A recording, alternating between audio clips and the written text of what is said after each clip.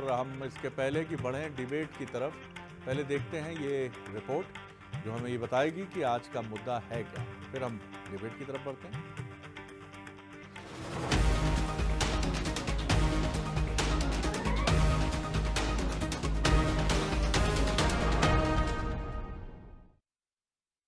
हम छिंदवाड़ा भी ऐतिहासिक बहुमत से जीत रहे हैं और इस बार 400 पार के नारे में एक कमल का फूल जो बचा था वो योगदान मध्य प्रदेश की ओर से भी होगा। मध्य प्रदेश बीजेपी के प्रदेश अध्यक्ष वी.डी. शर्मा के इस बयान ने प्रदेश की सियासी फिजा में एक बार फिर दावों पर चर्चा छेड़ दी है। बीजेपी प्रदेश की सभी 29 सीटें जीतने का दावा कर रही है। वी.डी. शर्मा ने कहा कि प्रदेश में भारतीय जनता पार्टी 68% वोट हासिल करेगी, तो प्रदेश के मुख्यमंत्री मोहन यादव ने कांग्रेस पर तीखा हमला बोला। मोहन यादव ने कहा कि कांग्रेस में जीत रहे लोग सीट छोड़कर भाग रहे हैं, कांग्रेस का मनोबल गिरा हुआ है। मध्य प्रदेश के अंदर हम इस बार ऐतिहासिक बहुमत के साथ 29 की 29 सीटें हम छिंदवाड़ा भी ऐतिहासिक बहुमत से जीत रहे हैं और इस बार 400 पार के नारे में एक कमल का फूल जो बचा था वो योगदान मध्य प्रदेश की ओर से भी होगा। हमारे मुख्यमंत्री डॉक्टर मोहन यादव और हमारी पूरी टीम के नेतृत्व में इस बार हम मध्य प्रदेश के अंदर पुनः इतिहास बनाएंगे। आप अपने कांग्रेस के लोगों का मनोबल कैसे बनाए रख सकते हो जब चुनाव में हार जीत होती है? कोई बड़ी बात नहीं, इंदिरा गांधी भी हारी थी लेकिन अपनी सीट पे भी लड़ने की हिम्मत नहीं। और उससे बढ़कर के और एक तमाशा देखो आप कि जो जीत रहे हैं वो सीट छोड़ के भाग रहे हैं। अब सोनिया गांधी जी को क्या कष्ट है? इस उम्र में कोई बहुत अंतर नहीं था, लेकिन सोनिया गांधी जी जीती हुई सीट छोड़ रही और एक हार के भाग गए। तो आप मैदान तो वैसे मनोबल कार्यकर्ताओं का बनाओगे कैसे? जीत को लेकर बीजेपी का विश्वास 7वें आसमान पर है, तो कांग्रेस भी उत्साह से भरी हुई है। सट्टा बाजार के कुछ अनुमानों ने कांग्रेस को नतीजों से पहले दावा करने की ताकत और संजीवनी जरूर दी है। देखिए, कांग्रेस पार्टी सट्टा वट्टा पर तो विश्वास नहीं करती है, लेकिन जो जनभावनाएं हैं, जो जनभावनाएं व्यक्त हुई हैं जनता के माध्यम से, वही सभी जगह व्यक्त हो रही हैं। वही सट्टों में हो रही हैं, वही जो है सेफोलॉजिस्ट में हो रही हैं, वही लोगों के अनुमान में हो रही हैं। तो ये तो जो परिस्थिति है वो ये है कि जनमानस भारतीय जनता पार्टी के खिलाफ है और उसी दिशा में सारे अनुमान जा रहे हैं। बीजेपी प्रदेश में 68% वोट हासिल करने को लेकर आश्वस्त है। उसको भरोसा है कि 80% पोलिंग बूथ पर उसको सफलता मिलेगी। वी.डी. शर्मा ने तो यहां तक कहा कि प्रदेश में बीजेपी की सफलता शोध का विषय होगी। कांग्रेस भी पिछले कुछ दिनों में उत्साह से लबरेज है। वहां भी मिठाइयों के ऑर्डर दिए जा रहे हैं। कार्यकर्ता भोपाल में जश्न के लिए टिकट बुक करा रहे हैं। कुल मिलाकर दोनों तरफ से बयानों की बयार बह रही है और दावों में सरकार बन रही है। नमस्कार, मैं हूं शरद द्विवेदी और आज का मुद्दा में आपका बहुत बहुत स्वागत है। और आज का मुद्दा है बयानों की बयार, दावों में सरकार। जी हाँ, निश्चित तौर पर जब पूरे मतदान की प्रक्रिया पूरी हो जाती है या पूरी होने की कगार पर रहती है तो दावों की भरमार होती है। पहले देखते हैं बंसल न्यूज़ के सुलगते सवाल, किसके क्या दावे हैं वो डिबेट के जरिए टटोलने की कोशिश करेंगे। सबसे पहला सवाल, नतीजों से पहले दावों में सरकार बनाकर सियासी दल क्या संदेश देना चाहते? सवाल नंबर 2, बीजेपी का कांग्रेस पर प्रहार क्या 4 जून से पहले का उसका माइंड गेम है? और तीसरा, क्या सट्टा बाजार का ताज़ा आकलन कांग्रेस को संजीवनी दे रहा है? ये तीसरा अहम सवाल है। हालांकि कांग्रेस ने तय किया है कि वो एग्जिट पोल और तमाम चीज़ें और जो चीज़ें चल रही हैं तो हम डिबेट में हिस्सा नहीं लेंगे, इस तरह की जो चुनाव में उसके निष्कर्ष या नतीजों की बात करेगी। लेकिन फिर भी बेहतरीन बात यह है कि आप फेस कीजिए उन चीज़ों का और अपने तनाव को ये मत सोचिए, क्योंकि जैसे नतीजों के पहले स्टूडेंट्स को तनाव होता है, राजनीतिक दलों का भी नतीजा सबसे इम्पॉर्टेंट है, लेकिन तनाव मत लीजिए। जो मेहमान हमारे साथ हैं उनसे मिलिए। मनोज सैनी है हमारे साथ, एग्जीक्यूटिव एडिटर पॉलिटिकल अफेयर्स। बहुत स्वागत है मनोज। हमारे साथ हैं अजय सिंह यादव, प्रवक्ता हैं, युवा नेता हैं बीजेपी के, और साथ ही हैं अपराजिता पांडे, युवा नेता हैं, प्रवक्ता हैं कांग्रेस की। उनका बहुत स्वागत है।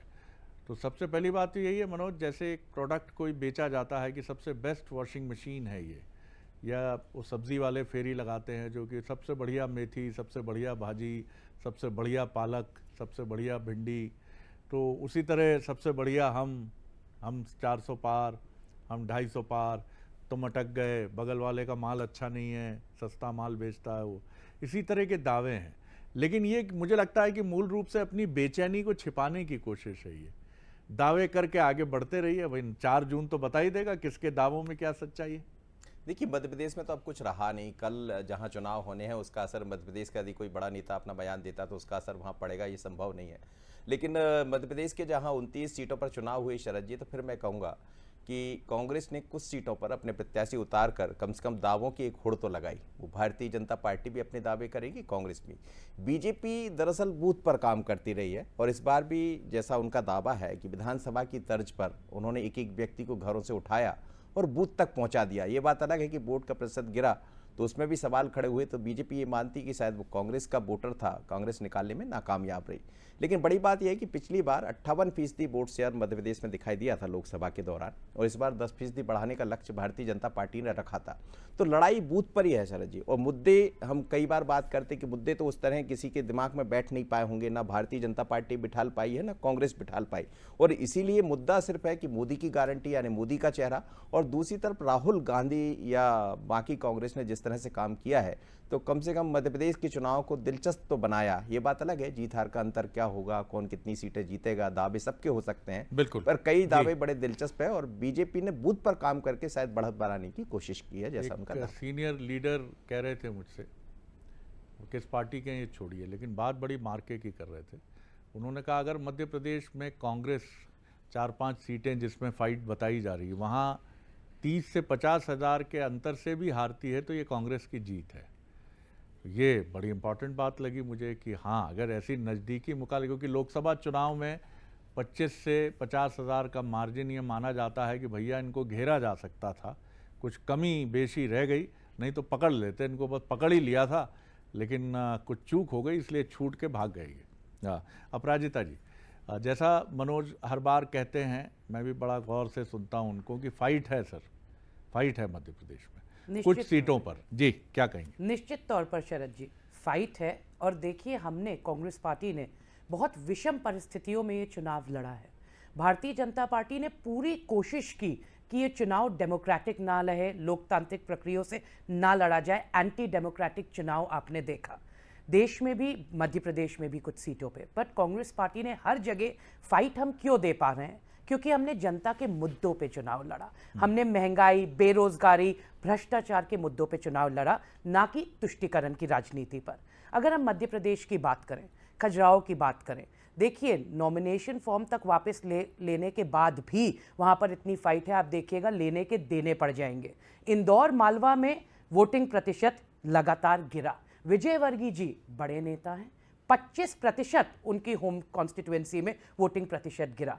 11% गिरा वोटिंग परसेंटेज महिलाओं का, जिनको भारतीय जनता पार्टी कहती है कि ये हमारी मेन बेनिफिशरीज हैं। लाडली बहनें अब रुष्ट हैं भारतीय जनता पार्टी से, ये भी हमने इस बार देखा। गांधीनगर की बात करें, सूरत की बात करें, इंदौर की बात करें, यहां बुरा क्या हुआ? क्योंकि दुर्भाग्यपूर्ण इसलिए है कि मतदाता का अपमान हुआ। और मध्य प्रदेश की जनता और भारत की जनता ये समझती है कि भारतीय जनता पार्टी ध्यान भटकाने की बात करती है। ध्यान से कांग्रेस पार्टी को कोई प्रॉब्लम नहीं, कोई आपत्ति नहीं, ध्यान भटकाने से कांग्रेस पार्टी को आपत्ति है। जी अजय जी, आपने सुनी बातें, दावा है अपराजिता जी का और होना भी चाहिए। आपका क्या दावा है? देखिए शरद जी, राजनीतिक क्षेत्र में प्रत्येक राजनीतिक दल का अधिकार है कि वो अपनी रणनीति भी बनाए और दावा भी करे। हमें किसी दावे में कोई आपत्ति नहीं है, वो अपने दावे किसी भी आधार पर करें।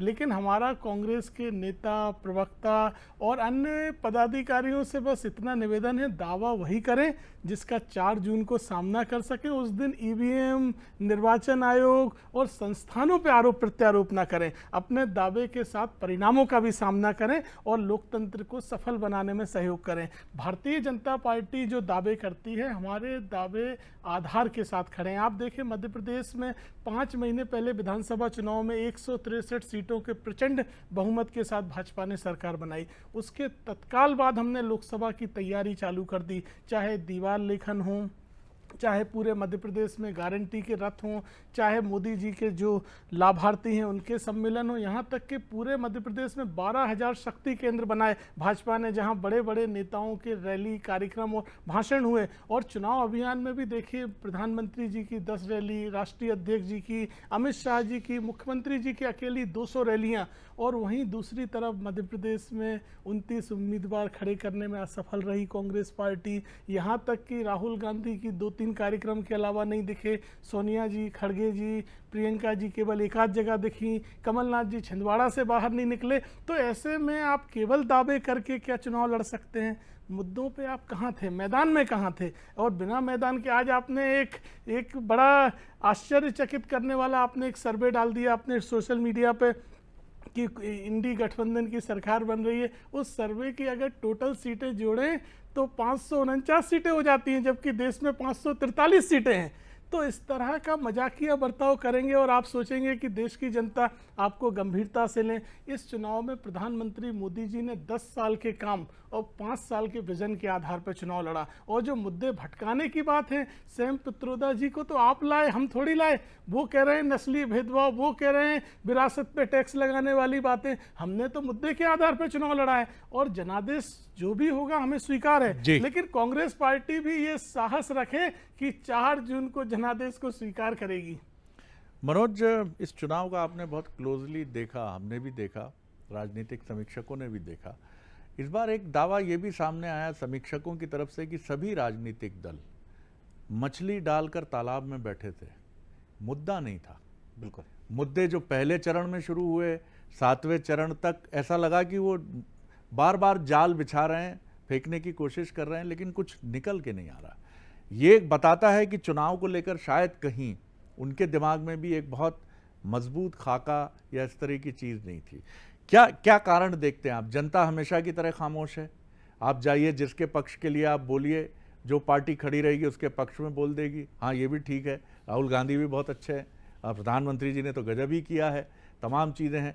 इसमें आप मीडिया से, मतलब मीडिया भी जाकर क्या मानस निकाल पाए? जैसे 163 के जनादेश कोई रीड नहीं कर पा रहा था, एग्जिट पोल तक कह रहे थे कि बराबर की टक्कर है मध्य प्रदेश में।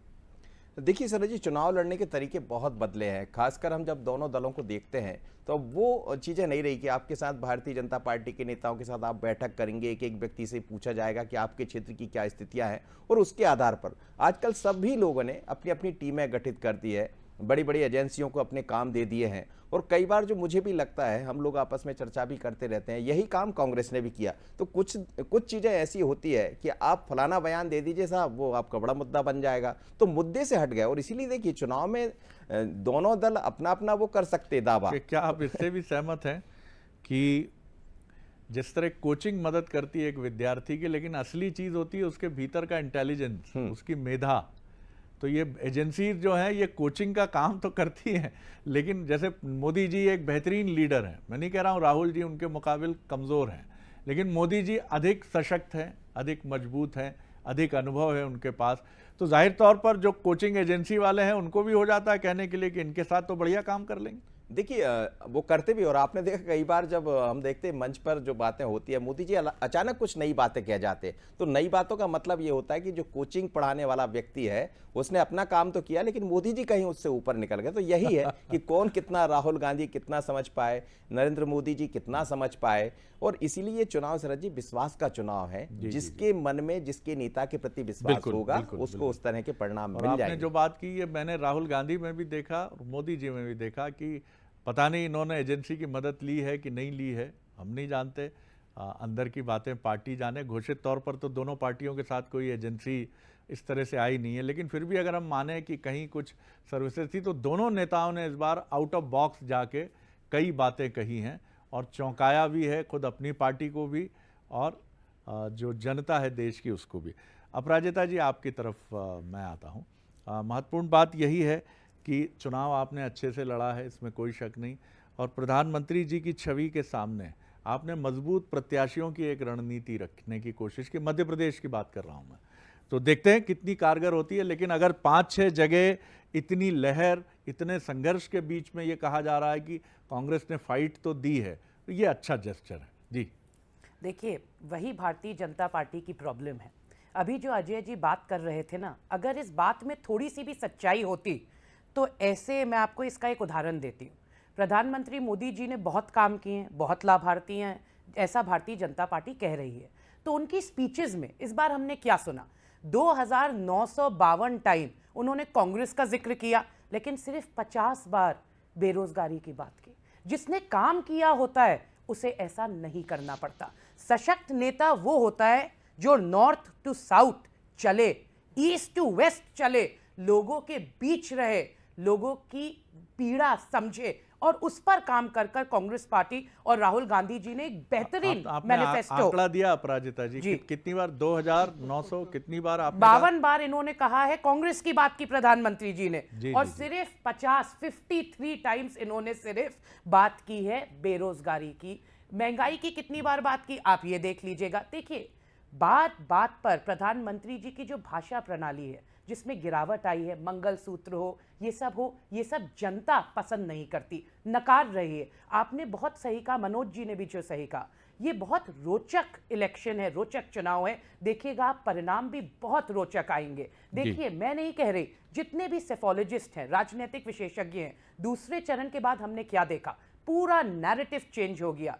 उनको भी समझ में आया कि जनता ने मुद्दों पे वोट किया है, जो दैनिक हर दिन जीवन में जो हमें कठिनाई हो रही है, महंगाई है, बेरोजगारी है, भ्रष्टाचार है, युवा दुखी है, महिला दुखी है, किसान दुखी है। तो प्रधानमंत्री मोदी जी ने अगर इतने अच्छे काम किए तो वोटिंग परसेंटेज क्यों गिरा? क्यों 11% महिलाओं में वोटिंग परसेंटेज गिरा? अजय जी, अच्छे काम किए होते तो वोटिंग परसेंटेज तो निश्चित तौर पे अपराजिता जी गिरता ने नहीं। जो आंकड़ा पेश किया 2000 समथिंग का, आप राहुल गांधी जी ने मुझे लगता है इससे ज्यादा बार नाम लिया है प्रधानमंत्री जी का। जी देखिए शरद जी, राजनीतिक क्षेत्र में अगर कोई प्रतिद्वंदी दल ये कहे कि जनता के सामने हमें एक्सपोज भी ना किया जाए, कि हम अगर विदेशों में बैठ के हमारे नेता कहें कि हमें किस तरह से विरासत की संपत्तियों पर टैक्स लगवाना है, तो प्रधानमंत्री जी जनता को आगाह भी ना करें, ये कौन सी राजनीति होती है? आप अपने विषय रख रहे हैं, फैसला तो जनता करेगी ना, कि मोदी जी के नैरेटिव को जनता ने समझा या आपकी बात को समझा। तो ये फैसला तो 4 जून को आएगा। कांग्रेस पार्टी किस तरह का एक मजबूत विपक्ष का विकल्प देने में असफल रही, आप इससे समझिए कि राहुल गांधी जी कांग्रेस के नेता, उनके इंडी गठबंधन के किसी सहयोगी दल ने आज तक राहुल गांधी को अपना नेता नहीं माना है, और सभी सहयोगी दलों ने अलग अलग मैनिफेस्टो लाए। कांग्रेस कहती 25 लाख रोजगार, आरजेडी तो कह रही 1 करोड़ रोजगार देंगे हम, सरकार तो बनने दो। लेफ्ट कह रही 370 तत्काल बहाल। तो ना आपके पास कॉमन नेता है, ना कॉमन नीति है, तो आप देश के सामने विकल्प देने में असफल हुए हैं। दूसरी तरफ मोदी जी के नेतृत्व में एनडीए का एक मजबूत विकल्प, सभी सहयोगी दलों के एक नेता, सभी का एक मैनिफेस्टो, तो जनता के सामने एक अकेला विकल्प था। ये लोकतंत्र के लिए ठीक नहीं। हम तो चाहते थे कि विपक्ष भी मजबूत हो ताकि लोकतंत्र भी हेल्दी हो और जनता चयन करे, लेकिन कांग्रेस पार्टी इस चुनाव में मजबूत विकल्प देने में भी असफल रही है। आज जो मुख्यमंत्री जी ने कहा कि हम तो विपक्ष को भी धन्यवाद देते हैं कि आपने चुनाव लड़ा और मध्य प्रदेश की हेल्दी परंपरा रहना चाहिए। राहुल जी अमेठी से चुनाव नहीं लड़े। मध्य प्रदेश की बात करें तो जब इंदौर का मामला आया तो उमंग सिंगार जी कहते हुए दिखे कि हमने बड़े नेता से कहा था आप चुनाव लड़ो, तो वो स्वयं चुनाव नहीं लड़े। तो ऐसी रणनीति के बाद आप कैसे दावे करें? चुनाव में मुद्दों की फिशिंग कितनी है कि मैं आप दोनों को सुन रहा हूं, लेकिन आप दोनों अपनी उपलब्धियों पर या अपने घोषणा पत्र पर बात ना करके एक दूसरे की कमजोरियों को ही पकड़ के बात कर रहे हैं, जबकि अब घड़ियां अंतिम हैं नतीजे आने की। अभी तक कांग्रेस और बीजेपी की तरफ से अपनी शक्ति, अपनी ताकत की तरफ लौटने की बात नहीं हुई है।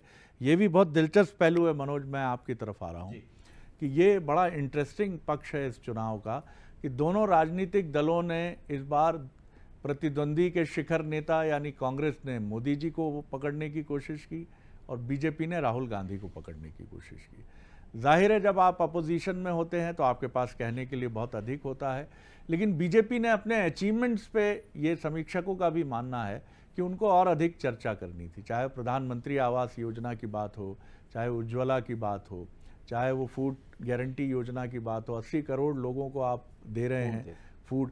ये कहीं बताता है कि क्या राजनीतिक दल इस पे बहुत निर्भर हो रहे हैं क्या कि एक अच्छी स्क्रिप्ट जिसमें बहुत सारी चीज़ें हों, हंसाने वाली चीज़ें हों, चुभने वाली चीज़ें हों या गारंटी टाइप की चीज़ें हों, वो स्क्रिप्ट जनता को ज़्यादा रास आती है। आप अपनी उपलब्धि पे बात करोगे तो लोग उबने लगेंगे।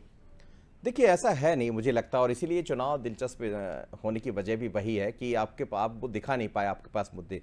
अभी प्रधानमंत्री जी को हम देख रहे हैं, तमाम सारे जगह उन्होंने बात की चैनल्स पर और अपने इंटरव्यू में बात कही, तो इंटरव्यू के दौरान उन्होंने बहुत अच्छी बातें कही। मुझे लगता है उनके पास जो आप जिस तरफ कह रहे हैं, प्रधानमंत्री आवास से लेके विदेश नीति तक ऐसी तमाम तरह की चीज़ें हैं जो वहाँ से तो वो एक मैसेज दे रहे हैं, लेकिन मंच से मुझे लगता है उनकी रणनीति का हिस्सा होगा कि शायद जो सामने मेरे बैठा है उसको यही सब चीज़ें अच्छी लगेंगी। जैसा हमने कहा कि कुछ कंपनीज काम कर रही, कुछ अलग अलग एजेंसियां काम कर रही, तो उसका असर उसको कहा जा सकता है। लेकिन शरद जी, यदि चेहरे पर चुनाव जाता है, चलते चलते मैं ये कहूँगा, यदि चेहरे पर चुनाव जाता है तो चेहरा बताने में तो मोदी कामयाब होंगे। उसकी वजह यह है कि आपके पास बहुत सारे चेहरे थे।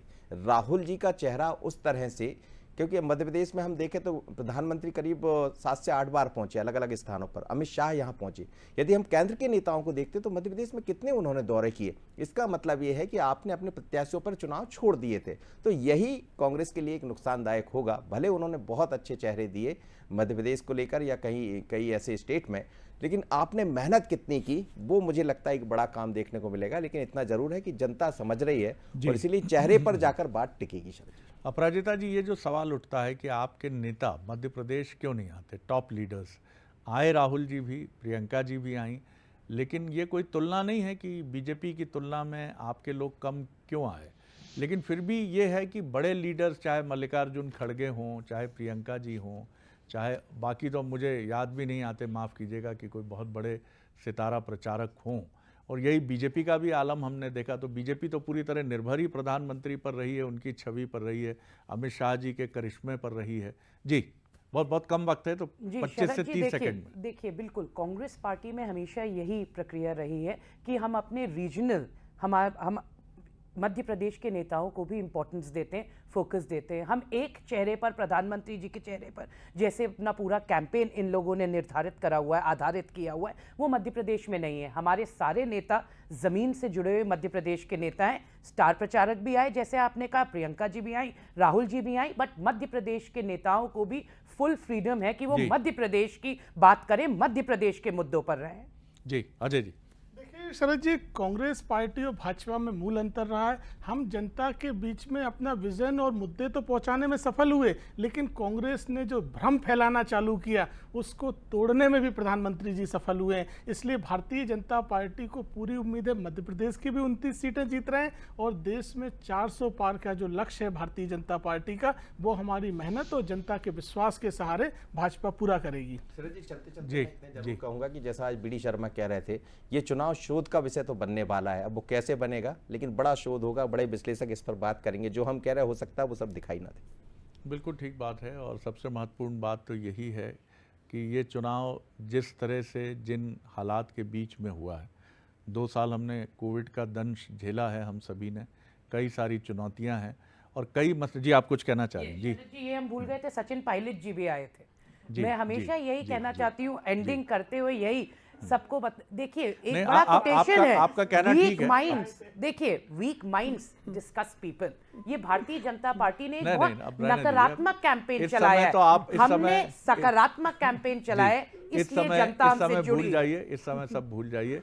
जीत और हार, winning and losing is a part of political game, जिसका नाम इलेक्शन है, उसका भी हिस्सा है, खेल का भी हिस्सा है। अब भूल जाइए, ये मौका है, आपने बहुत अच्छी मेहनत की है। कई बार मैंने देखा 12वीं फेल एक फिल्म आई है कि आप फेल हो जाते हैं तो इसका मतलब ये नहीं है वो बंदा आगे जाके आईपीएस होता है, महाराष्ट्र का सीनियर आईपीएस ऑफिसर है। आपने एग्ज़ाम अच्छे से लिखा है, कई बार नहीं लिख पाते हैं आप, लेकिन ये आपकी योग्यता का निर्धारण नहीं करता।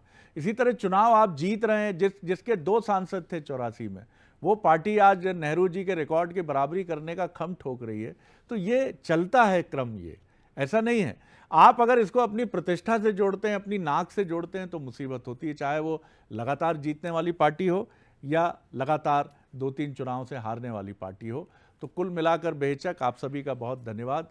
ये कहा जा सकता है कि दिलचस्प है, शोध का विषय है, कई सारी बातें बहुत महत्वपूर्ण होंगी इस चुनाव में, तो देखेंगे क्या महत्वपूर्ण होगा। और कल जब इस समय हम बात कर रहे होंगे शनिवार को, तो एग्जिट पोल बाबा जो हैं कह चुके होंगे कि क्या संकेत मिल रहा है, तो इंतजार कीजिएगा। आज की रात काफ़ी व्यग्रता वाली भी हो सकती है। एग्जिट पोल का इंतजार है और 4 को एग्जैक्ट पोल का इंतजार है। तो चलिए, बहुत शुक्रिया आपका। आगे देखिए छत्तीसगढ़ आज का मुद्दा, अग्नि परीक्षा की समीक्षा सहयोगी ललित के साथ। नमस्कार।